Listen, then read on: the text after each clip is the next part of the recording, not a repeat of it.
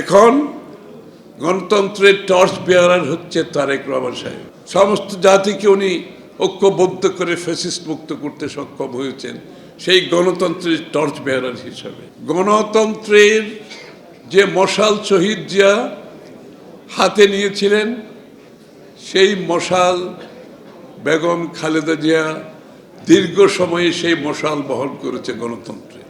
She is the torch bearer of democracy. সেই মশাল তারেক রহমানের হাতে তুলে দিয়েছে।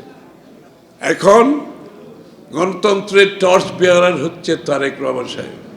সমস্ত জাতিকে উনি ঐক্যবদ্ধ করে ফ্যাসিস্ট মুক্ত করতে সক্ষম হয়েছেন সেই গণতন্ত্রের টর্চ বেয়ারার হিসাবে, আমাদের আগামী দিনের টর্চ বেয়ারার।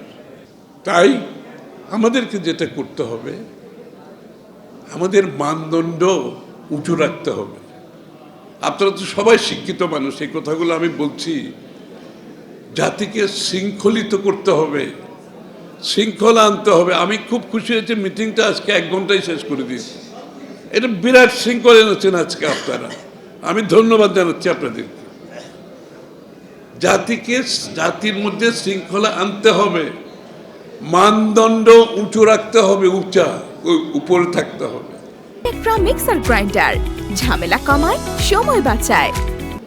এটা আমাদেরকে করতে হবে, আরেকজন করে দেবে আরেকজনের দিকে তাকালে তো হবে না।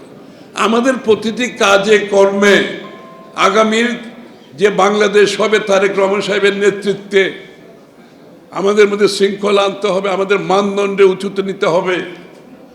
তারেক রহমান সাহেব যে রূপরেখা আগামী দিনে দিয়েছেন বাংলাদেশের জন্য, যখন একদলীয় শাসন থেকে জিয়াউর রহমান সাহেব বহুদলীয় গণতন্ত্র করে আধুনিক বাংলাদেশ গড়েছিলেন, এখন আবার একদলীয় শাসন থেকে বহুদলীয় গণতন্ত্র আবার বাংলাদেশকে আধুনিক নতুন বাংলাদেশ কথাটা আমি বলতে চাই না, যে বাংলাদেশকে যে জায়গায় যে তারেক রহমান সাহেব নিয়ে যাওয়ার জন্য যে প্রোগ্রাম করেছেন সেটা আমাদেরকে, সেই মানদণ্ড আমাদেরকে ডেমনস্ট্রেট করতে হবে, আমাদের কাজে কর্মের মধ্যে করতে হবে।